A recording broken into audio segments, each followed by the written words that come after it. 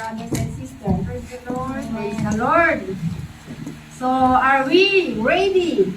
Amen. Sa pakikipagbakbakan salita ng ating Panginoon. I know that everybody is excited. Dahil alam nyo na this is the month, last Sunday of the month. So, next week is the October. So, palapit na palapit ang Pasko. So, everybody is excited, di ba? Amen. Bago tayo maging excited, mas excited po tayo sa salita ng ating Panginoon Amen. na Yes. ating mapakinggan. I-ready po natin ang ating mga sarili dahil ang Panginoon ay magagawin sa atin sa araw na ito Amen. at sa hindi lang sa araw na ito kundi sa araw-araw na ating pamumuhay. Amen? Amen. So, magandang hapon sa ating lahat. Yes. Ay today, ako po ay mag-share ng salita ng ating Panginoon. Praise the Lord. Dahil pinili po ako ng Amen. Panginoon upang gamitin po niya sa kanyang ubasan. Amen. At ako'y nagpapasalamat sapagkat hindi naman ako worthy sa pag-share ng salita ng ating Panginoon. But because of His grace and Amen. mercy, Amen. Yes. ginamit po niya ako. Wala po akong kakayahan. Mm. Pero God. nananatili ang pag-ibig ng ating Panginoon sa ating buhay. Amen. Hindi lang po ako, kundi lahat po tayo. Yes. By the time comes, lahat po tayo ay magagamit sa kanyang ubasan. Amen. Hintayin lang natin ang Panginoon ang siyang tatawag sa atin. You are here right now. Yes. Pero may time ang Panginoon sa bawat isa. Amen. Gagamitin po niya tayo. Amen. Yes. So i-claim niyo po na tayo ay magamit. Amen? Amen. Mga kapatid, tayo po ay tatayong lahat at basahin po natin ang salita ng ating Panginoon na ating mapapakinggan sa hapong ito. Tignan po natin sa Bible natin sa Luke 5 verse 1 to 11. So sabay-sabay po natin basahin ang kanyang salita. One day, Jesus was standing by the lake of Gennesaret With the with the people people crowding around him and listening to the word of God. He saw at the water's edge two boats left there by the fishermen who were washing their nets. He got into one of the boats, the one belonging to Simon, and asked him to pull out a little from shore. Then he sat down and taught the people from the boat. When he had finished speaking, he said to Simon, "Put out into deep water and let down the nets for a catch." Simon answered, "Master, we work hard all night and haven't caught anything. But because you say so, I will let down the nets." When they had done so, they caught such a large number of fish that their nets began to break. So they signaled their partners in the other boat to come and help them. And they came and filled both boats so full that they began to sink. When Simon Peter saw this, he fell at Jesus' knees and said, "Go away from me, Lord, I am a sinful man." For he and all his companions were astonished at the catch of fish they had taken. And so were James and John, the sons of Zebedee, Simon's partners. Then Jesus said to Simon, "Don't be afraid, from now on you will catch men." So they pulled their boats up on the shore, left everything, and followed him. Praise the Lord. Thank you, Jesus. Heavenly Father, Amen. thank you for this day once again, O God. Yes. Thank you for the words you shared for us. Yes. Thank you for this opportunity, Panginoon, na binigyan mo kami, Panginoon, ng pagkakataon Amen. upang papurihan kita, Amen. Panginoon. Yes. Sa purihan Hallelujah. namin, Glory. Salamat, Panginoon, sa iyong paglilinis, O God. Yes. We are not worthy to be here, but because of your mercy and grace, Panginoon, Hallelujah. dilala mo muli kami dito upang Thank you, makinig God, ng for iyong this mga favor. salita. Yes, Lord. Father in heaven, protect us, Amen. guide us, O God, Amen. na ang salita mo na aming Hallelujah. papakinggan sa araw na ito, Panginoon, ay tutubo sa aming puso, Amen. Panginoon, Amen. na magamit po namin sa araw-araw. Thank you, O Lord Lord. God, thank you. Embrace us with your love. And your Holy Yes. Spirit, be upon us, O God. Bless each and every one of us. Thank you, Jesus. Amen. We receive. Pinag-as po namin ang iyong pangalan. Amen. Amen. Amen. Thank you, Lord. Makakapaupo na po tayo, mga kapatid, upang tayo po ay mag-aaral sa kanyang mga salita. So sa hapong ito, mga kapatid, ang pag-aaralan po natin ay ang buhay ni Peter. Gaya yung nabasa po natin, ang team po natin sa hapong ito ay pinamagatang workman approved by God. So ano Amen. po ang ibig sabihin nito?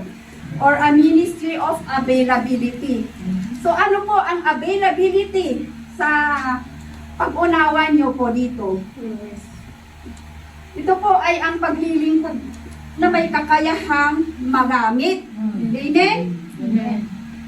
So, ang mga manggagawa ay pinagtitibay po ng Panginoon. So, this afternoon po, pag-aaralan natin ang buhay ni Pedro. Siya po, si Pedro ay unang disipulo na tinawag ng ating Panginoon. Si Pedro po ay isang mangingisda. So, noong si Pedro ay nasa dagat, yung hindi ba yung para sa atin na minsan ang mga kaibigan po natin na niyayaya dito sa loob ng ating gawain ay minsan yung natural, ano ba yung naturally na naakay, ganun ba yung pastora? Yung bang hindi mo inaasahan. Nakita mo na lang siya dyan sa metro o kung saan. Na-share mo ang salita ng Panginoon, naakay mo na siya. Ito po ay tinatawag na yung bang lumitaw na lang bigla. Yun, ganun ang pagkatawag po kay Pedro. So, ang kwentong ito po ay nababase sa sa buhay ni Pedro sa tabi po ng dagat. Sa Genesaret, sabi dito. So, may ibang tawag dito, yung Sea of Galilee. The Sea of Galilee, yung Genesaret. Kaya, si Jesus, nung nakita niya si Peter, na nandun sa tabi ng dagat, so hiniram po niya ang kanyang bangka. Hiniram po yung pag-aari ni Peter. So, at doon, nung nandun si Jesus, sabi niya na hihiramin niya ang kanyang bangka upang magturo sa mga maraming tao. So, ang mga naituruan po ng ating Panginoon, hindi po siya iniwan. Hindi po siya iniwan kasi ang mga tao na nakikinig sa kanyang mga salita ay gusto nilang makinig, kaya hindi po nila iniwan ang Panginoong Hesus.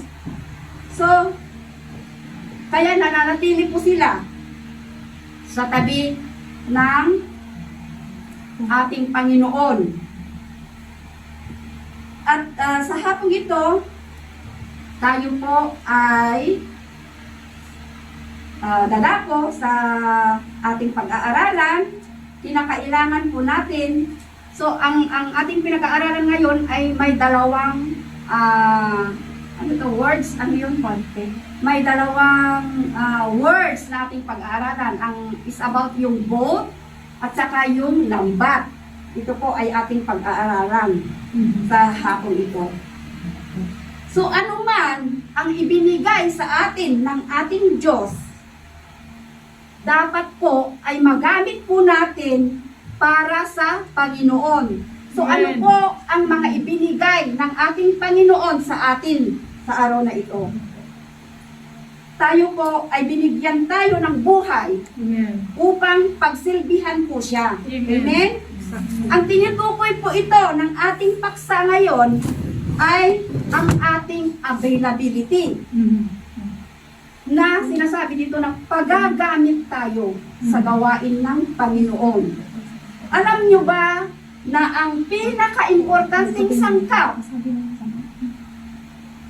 sa tagumpay ng buhay Kristiyano ay ang laging available.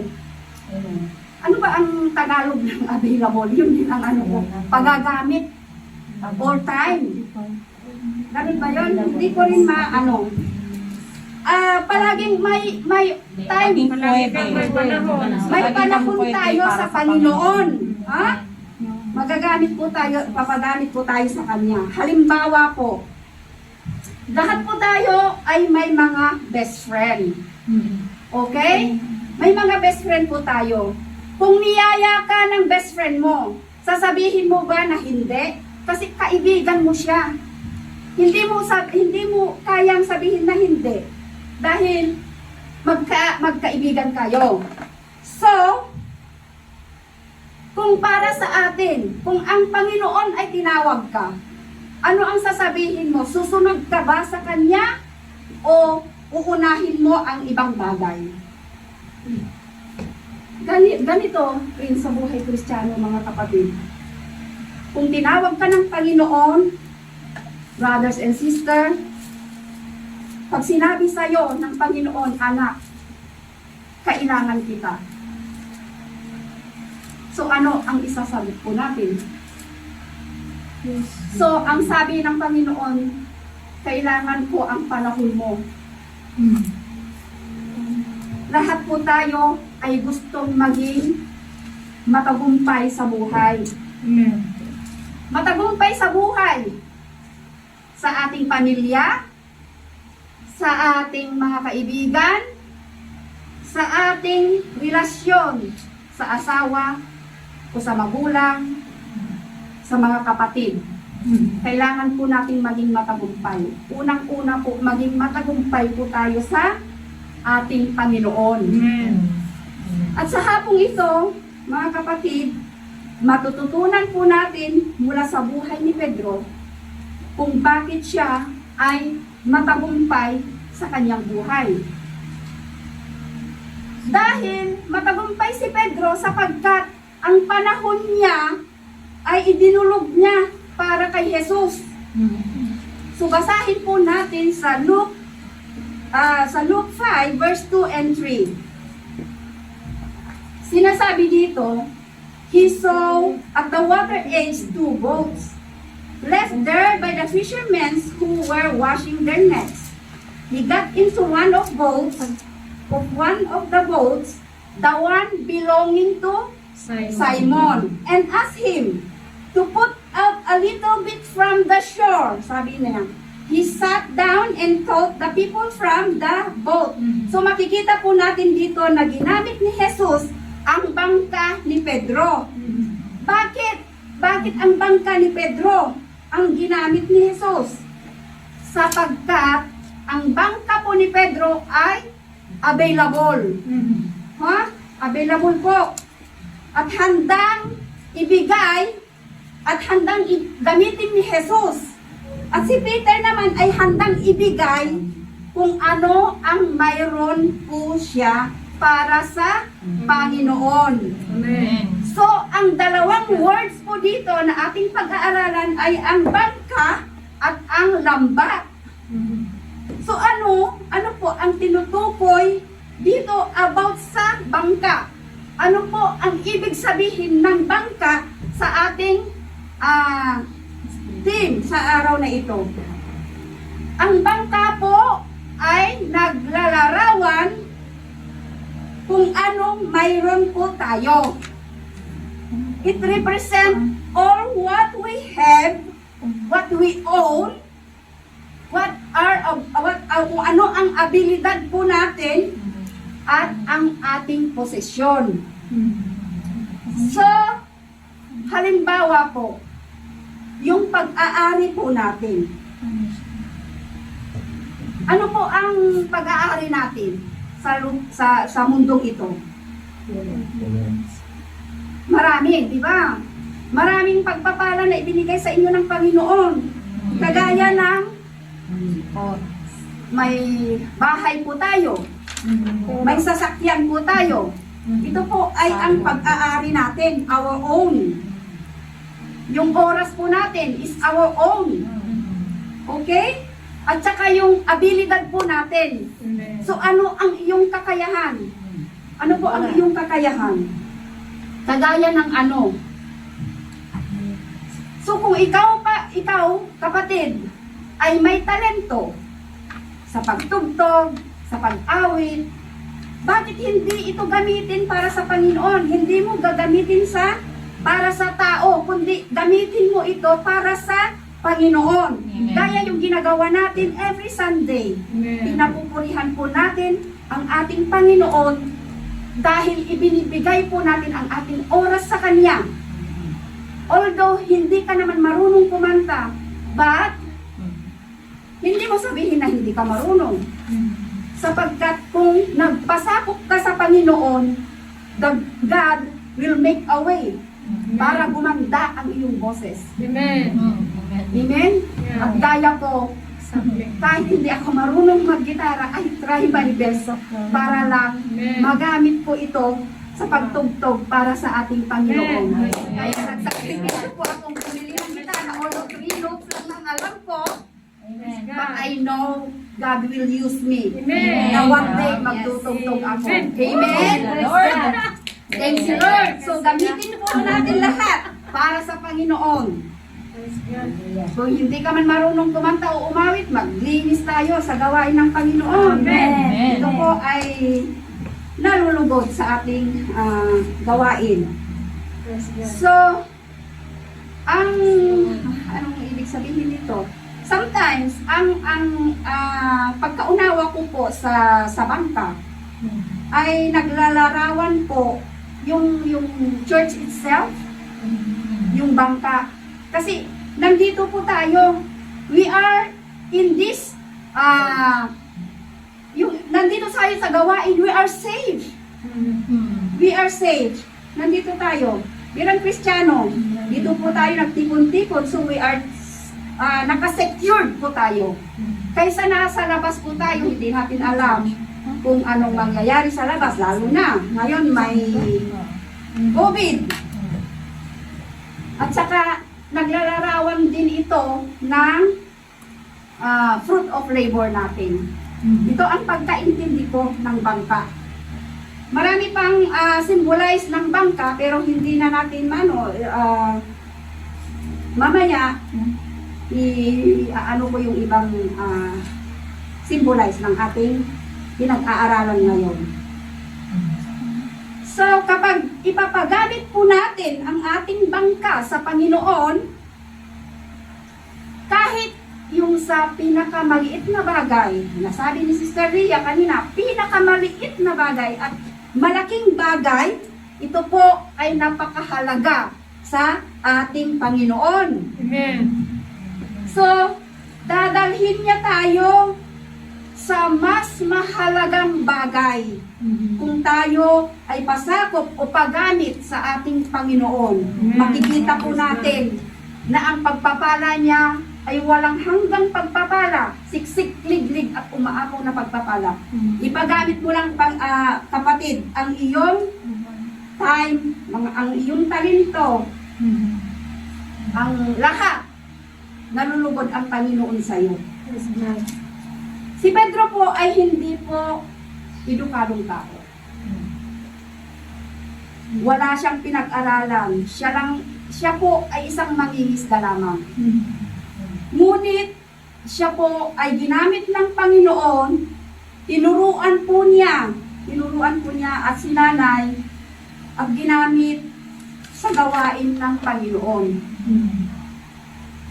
Halimbawa po, ako, i-example ko na lang ang aking sarili. Hindi naman po mataas ang aking pinag-aralan. Wala akong tungkulin. At gaya ng sinabi ko kanina, I'm not worthy to stand here in front of you. But because of His grace, Amen. Praise God. Nagpasakop ako sa Panginoon. Kaya nandito ako ngayon sa harap Amen. niyo, Amen. nag-share ng Praise God. kanyang mga salita. Amen. Laking pasalamat ko dahil noong tinawag ako ng Panginoon, nagdadalawang isip ako kung itutuloy ko o hindi. Dahil naranasan ko ang kanyang pagpapala, sumunod po ako sa kanya. Maraming pagpapala na natanggap ko, brothers and sisters, na hindi ko akalain na makaya kong magsalita sa harap ng mga tao. Wala sa isip ko, wala sa na yung maraming nagtataka dahil ako po ay mahihain. Magsalita ka lang ng konting mahihain talaga ako. Na yung bang kahit mag-pray noon, hiya ako, hindi ko alam. Dahil sa kanyang ginamit po niya ako, patatagin ka pa niya, pala niya, at alisin niya. Basta mag-pray ka lang, aalisin niya lahat ng fear mo sa buhay. Upang makatayo ka sa kanyang harapan. Amen. Yes, Lord. Kaya mga kapatid, available po tayo, huwag po nating sayangin ang mga oras na ibinigay ng ating Panginoon. At kakataon na po natin ito. Gaya ng sinasabi sa ating aklat, malapit na ang pagdating ng ating Panginoon. So, gawin po natin na maging masunuri sa Kanya. Tignan po natin si Peter. Nagpagamit po siya. So, basahin po natin mga kapatid sa verse 7. Sa Luke 5 verse 7 po. So, they signaled their partners in the other boat to come and help them. And they came and filled both so full that they began to sink. Sabi niya. So, the boat was filled with fish and it happened only after it was used by Jesus in sharing the word. Amen? Ang bangka ay puno-puno ng isda. So, nangyari lamang ito matapos itong magamit ni Jesus sa pamamagitan ng pagbabahagi ng kanyang salita. Amen. So, upang tayo ay pagpapalain ng Panginoon, share His word. May kakayahan ka, kapatid, na mag-share ng kanyang salita. Everybody has the right to share His word. Amen. So, ano po, si Peter po ay naging success siya. So, ano ang susi ng kanyang tagumpay? Number 1 po, ang susi ng kanyang tagumpay. Kung hindi po nakalagay dito, isulat nyo na lang sa inyong mga notes. Ang susi po ng kanyang tagumpay ay ang kanyang bangka. His boat is available. Number 1 po yan. Ang kanyang bangka ay palaging available. Pinahiram po niya sa... Ipinagamit po niya sa ating Panginoon. Kasi available nga, So, pinahiram niya kung anong mayroon siya. So, mga kapatid, anong mayroon po tayo? Gaya yung pinag-aralan natin sa una. Ibigay mo ang iyong kakayahan. Ang lahat ng kakayahan mo para sa Panginoon. Halimbawa mga kapatid, may kakilala kayo, inakay mo, walang-wala siya. Walang-wala siya. Hindi siya makapunta sa church dahil walang pamasahe. So ano ang gagawin mo? Kung mayroon ka, pahiramin mo siya o bigyan mo siya ng pera upang maka-attend sa ating gawain. Amen? Kung may tricycle ka, dalhin mo siya sa isakay mo sa tricycle mo, dalhin mo sa gawain ng ating Panginoon. So, ito po ang sinasabi sa ating ngayon. Kung kariton lang mayroon ka, dalhin mo sa probinsya. Kariton o yan ang sasakyan. Mas lalo yung mga nasa bundok o nasa malayo, remote area. Walang tricycle doon, walang jeep, walang kotse. Yun ang gamitin para paglingkod sa Panginoon. Ipagamit po natin. So, mga kapatid, papayag pa tayo na gamitin tayo ng ating Panginoon. Amen. Amen. Amen. Okay?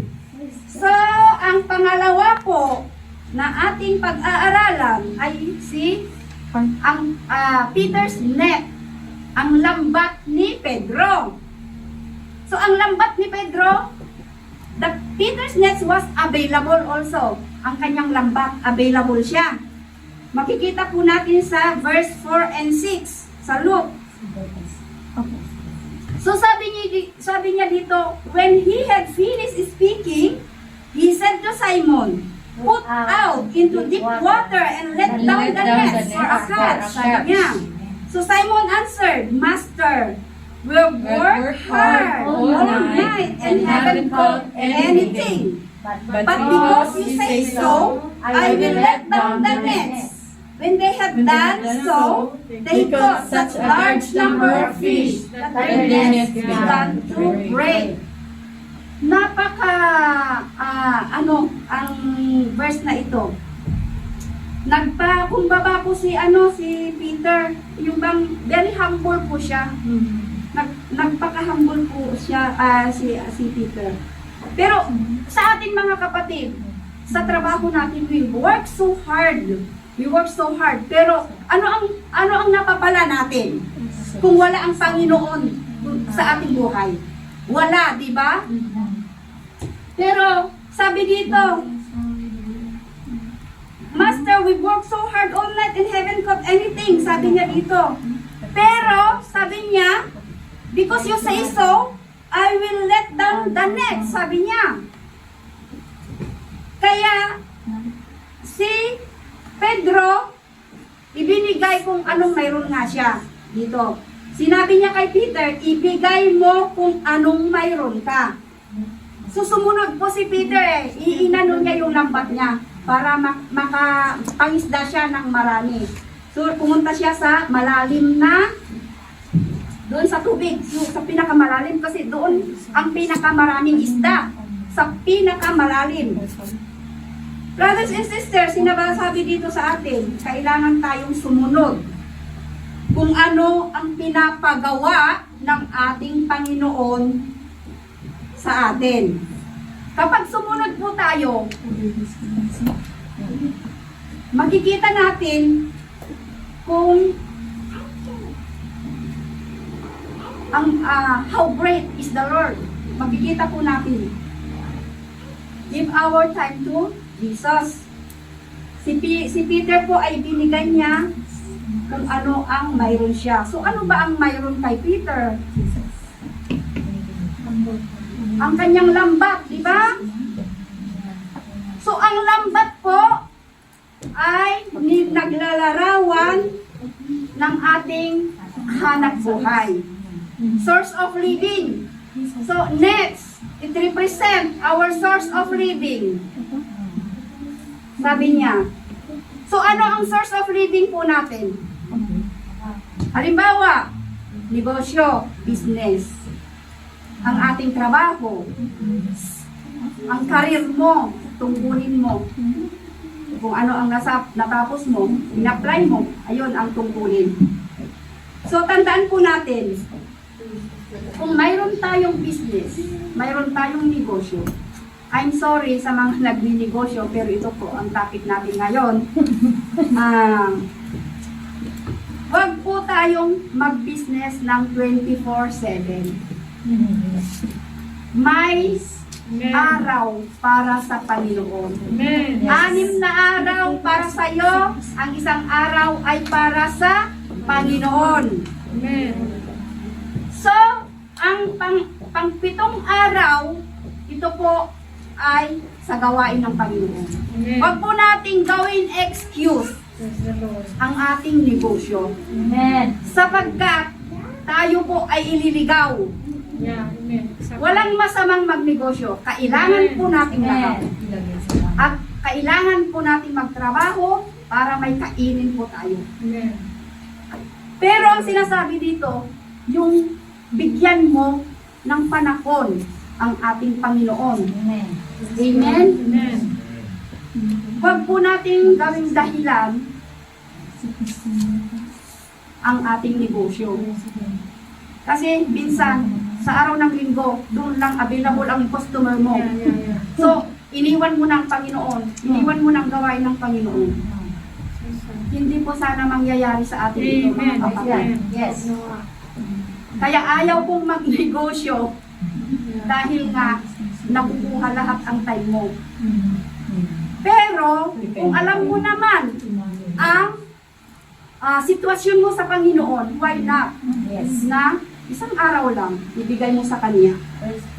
Yes. Gaya ng trabaho. Minsan, wala kang trabaho, dasal ka ng dasal. Dasal ka ng dasal para magkaroon ka ng trabaho. So noong pinakinggan ng Panginoon ang iyong dasal, binigyan ka ng magandang trabaho. So ano ang iyong gagawin? Walang katapusang dasal, mga kapatid, pag wala tayong trabaho. So nung nagkaroon po ng trabaho, nakalimutan po na niya ang Panginoon. Mga kapatid, ito po ay isang patotoo naman sa akin. Dahil ang pinag-aaralan po natin ay parang si Peter ako eh. Noong naghahanap po ako ng trabaho, noong ano ako dito, papunta ako sa Espanya, di ba? May mga job offer ako. So, noong nagkaroon ako ng magandang trabaho sa unang amo ko, hindi ko, alam mo, may pangako ako sa Panginoon na hindi ko natupad. Dahil sabi ko, Lord, kung papuntahin mo ako sa bansang Espanya, hindi na gaya sa Singapore noon na wala akong day off ng ilang years. Sabi ko, kung pupunta ako sa bansang Espanya ay free country yun, sabi ko, may day off ako. Sabi ko, natatandaan ko yon. Nung sinabi ko sa Panginoon na kung bibigyan mo ako ng day off, magsisimba ako. Pero hindi ko pa alam, mga kapatid, na dito ako napunta. Basta ang pangako ko sa Panginoon, magsisimba ako. Bibigyan ko siya ng panahon. Pero alam niyo, mga kapatid, yung pangako ko sa Panginoon ay hindi ko tinupad. Ang ginawa ko, Monday to Sunday, nagtratrabaho ako. Marami akong pera noon dahil walang tigil sa trabaho. Pero alam nyo, ang hinahanap ko, walang nangyari. Dahil ang pangako ko ay hindi ko po tinupad para sa Panginoon. Mga kapatid, kung nangako ka sa Panginoon, kailangan tutuparin mo. Sapagkat may kalakip na pagpapala kung tumupad ka sa pangako mo sa Panginoon. Ngayon, mga kapatid, yung pangako ko, hindi ko alam na tinawag ako ng Panginoon dito sa kanyang gawain. Alam niyo, mga kapatid, hindi ako mayaman. Hindi walang maraming pera. But yung joyful ng aking puso, nandito, na hindi mo maaalis. Happy ako sa paglilingkod sa ating Panginoon. Amen. I don't know kung nararanasan niyo ito, but this is my testimony. Kaya kahit ilang beses akong magsabi na ayaw ko na nang maging Kristiyano, pero ang Panginoon pa rin ay ibinabalik pa rin niya ako dito. Kasi ang Panginoon ay nandyan ka na. Hindi ka niya pwedeng paalisin. Kundi tuturuan ka pa niya para lang mag-stay ka dito. Mga kapatid, ang sinasabi ko lang, kahit may mga naririnig po tayo na hindi yan po ay gawa ng kaaway. Stick kung saan tayo namula. Amen. Amen? Amen. Mga kapatid, ang tunay na tagumpay po ay magagawa lamang kapag si Jesus ay nasa ating bangka. So, ano ang bangka ulit? Kung nasa sa atin, kung may abilidad ka, kung may posesyon ka, ibigay sa Panginoon. Siya nang bahala sa iyo. So, basahin po natin sa Proverbs sa Kawikaan. Proverbs 19 verse 21 po, mga kapatid. Many are the plans in man's heart, but it is the Lord's purpose that prevails. So, marami tayong plano sa buhay. Ha, mga kapatid? Ano ang mga plano niyo sa buhay? May mga nagpaplano dyan ng magpapatayo ng malaking bahay, magpapatayo ng mansyon, magkaroon ng magarang sasakyan. Maraming plano sa buhay. Ngunit, ang layunin ng ating Panginoon ang mangingibabaw sa atin. Amen? Ano man ang plano mo, kapatid, idulog mo muna sa ating Panginoon. Kung kalooban po niya. Gaya ng pag-preach ko dito, idinulog ko ito sa Panginoon. Hindi ko kaya. Sabi ko sa Panginoon. Pero, sabi niya, huwag kang matakot. Sa iyo ang ating banal na espiritu upang makatayo ka sa harapan. Sabi niya sa atin ng Panginoon. Ilang beses na magdadaw sana ako, ayaw ko. But napakabuti ang Panginoon sa buhay ko.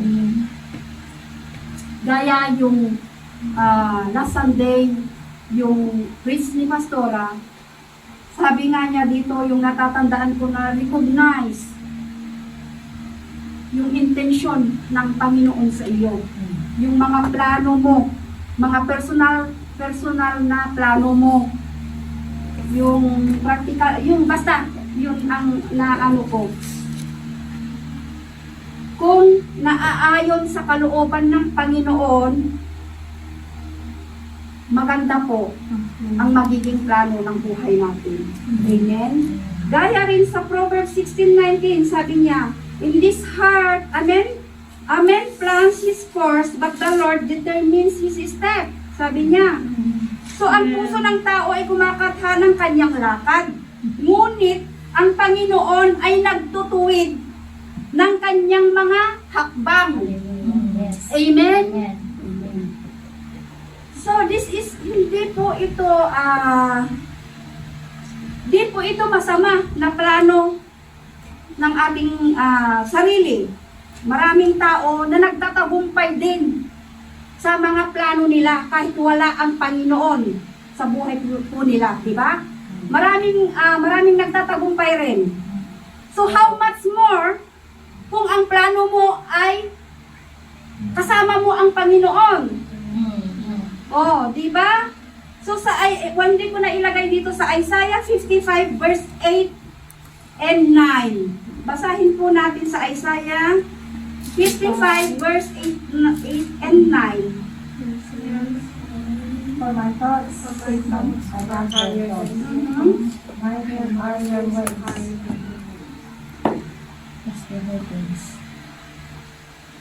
So, For my thoughts are not your thoughts, neither are your ways. ways are not my ways. There's the Lord. The heavens are higher than the earth, so are my ways higher than your ways, and my thoughts higher than your thoughts. Okay? So, napakaliwanag mga kapatid. Hindi po ways, yung ways mo ay hindi po ways ng Panginoon. So, susunod ka sa ways ng ating Panginoon upang idadirect po niya ang ating hakbang. Every steps, idadirect po niya. Kaya, kung pasakop ka sa Panginoon, kung siya ang mag-direct sa iyo, kung siya ang piloto ng iyong bangka, He drives you in a path, in a good path. Ganun, pastor, ano? In a good path. Siya po ay siya ang magdadirect sa iyo. Amen? Amen. So, ang resulta po ng ang resulta ng yung big catch, yung maraming nakuha si Peter. So, si Peter po ay i-spread niya yung lambat niya. Anong ibig sabihin ng spread niya? Ikalat? O ano yun? Hinagis. Hinagis niya ang kanyang lambat. So, ano ang resulta? Napuno. Ang dami po niyang nahuli. Sa ating mga Kristiyano na nakakakilala sa ating Panginoon, kailangan natin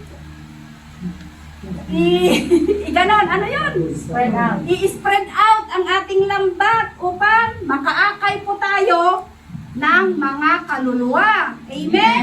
Amen. So isipin natin na hindi mahirap. Minsan kasi may mga inaakay po tayo na iba ang pagkaunawa. Piloso po minsan, no? May mga piloso pong tao minsan. Kaya nawawalan ka na ng gana. Amen? So ang gawin po natin kung ganun ang ating nakakasalamuha upang maakay po natin sa Kanya, pray. Ipagdasal mo ang Kanyang buhay. And the Lord will make a way Amen. para maakay po natin siya. So Peter made his life available to Jesus. So gawin po natin ang ating buhay ay may oras, may time para sa Panginoon na kagaya po ni Pedro. So, basahin po natin sa verse 11. So they pulled their boats up on the shore, left everything, and followed him. Sabi niya dito, so iniwan ay inano niya, yung at nang maisadsad na sila sa lupa, ang kanilang daong ay iniwan nila ang lahat at nagsisunod sa ating Panginoon. So nauunawaan po ni Pedro na kung magagamit ang kanyang bangka at lambat, mangyayari ang mga himala. Amen. So masasabi natin, nagagawa ang Panginoon ng bagay, kung nakakagawa ka ng bagay na nakakalugod sa ating Panginoon, dito po natin mararanasan ang himala na gagawin ng Diyos kagaya ng healing, Amen. paggamot kung may mga sakit, Yes. may mga malubhang sakit. Lord. Ito po ay pinapagaling ng ating Panginoon. Amen. Yung pag-provide niya sa mga pangangailangan po natin. Ito po ay kalugod-lugod sa Panginoon kung pasakop ka, pagamit ka sa Panginoon. Makikita mo ang kanyang pagpapala. Amen? Amen. So sa verse 8 po, sabi niya, when Simon Peter saw this, he fell at Jesus' knees and said, "Go away from me, Lord, I am a sinful man." So datapwat nang makita ni Simon Pedro, ay nagpatira pa sa mga tuhod ni Jesus na nagsasabi, "Lumayo ka sa akin, sapagkat ako'y taong makasalanan." Imagine how humble Peter is. Amen. Inamin po niya na siya ay makasalanan. Magagawa ba natin ito, mga kapatid? Magpapakumbaba po tayo sa ating Panginoon.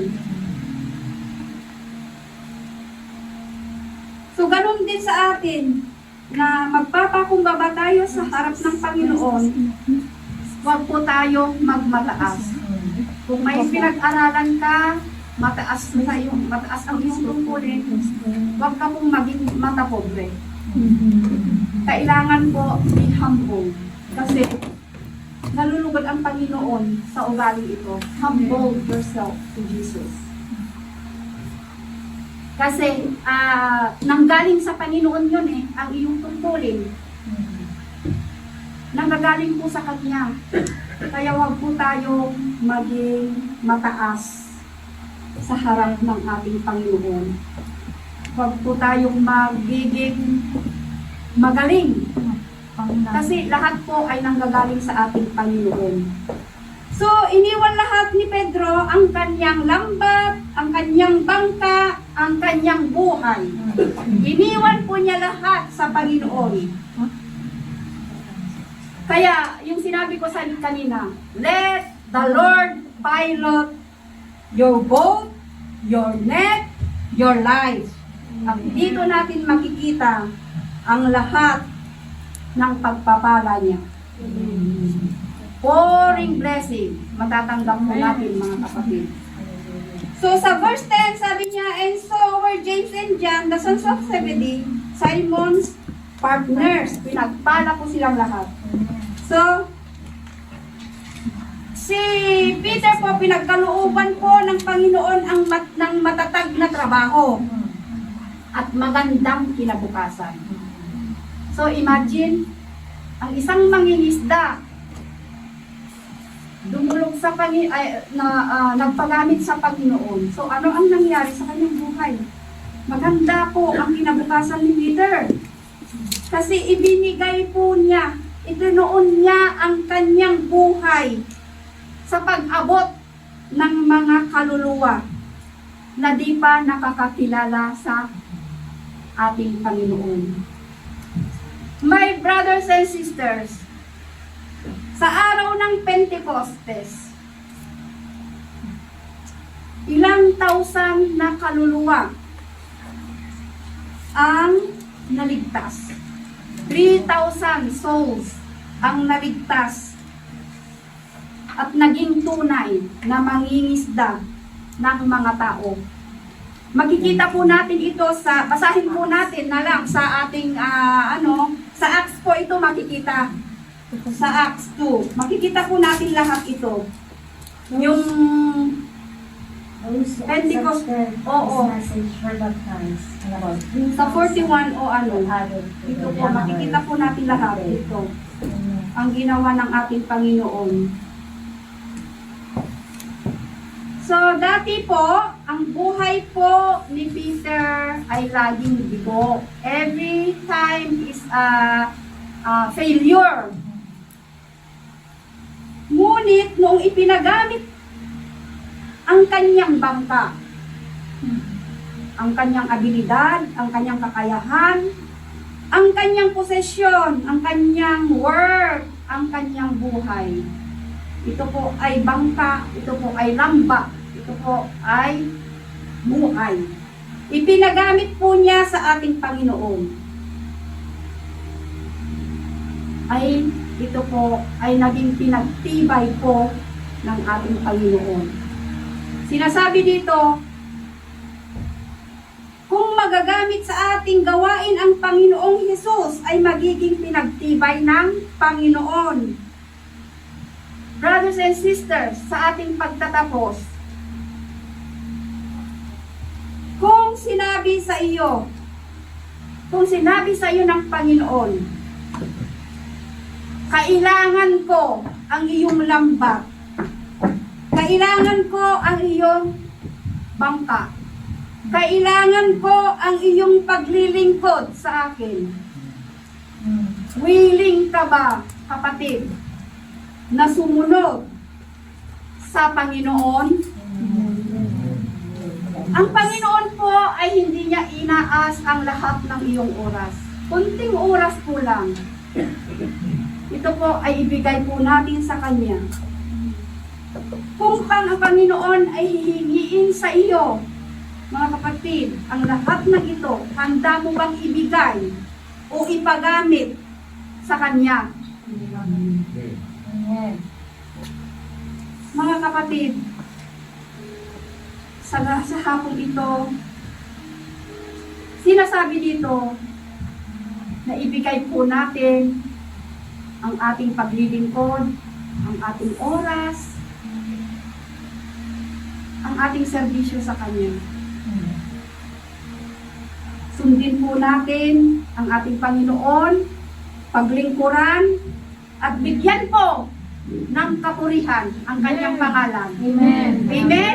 Yes. So tayo po ay tatayo upang palakpakan ang ating Panginoon. At salamat sa Kanya. Salamat sa Kanyang mga salita. I know na ang mga salitang narinig natin ay nanaiwan sa ating mga puso. Amen. So sabihin po natin sa ating mga sarili, Lord, I come into you. I will give you everything what I have. Yes. Na kagaya ni Peter. Yes. Thank you, Lord. Sasahan po natin ang ating Panginoon. Ang ating Panginoon ang siya lang makapagbibigay ng ating mga kakailangan. So, the Lord is our reward. So, every trial, every soul will sing. Manunumbalik po tayo sa Kanya. Amen?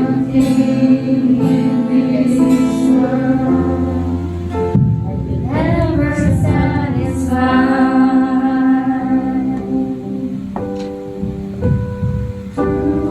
Every trial, my soul will see no turning back.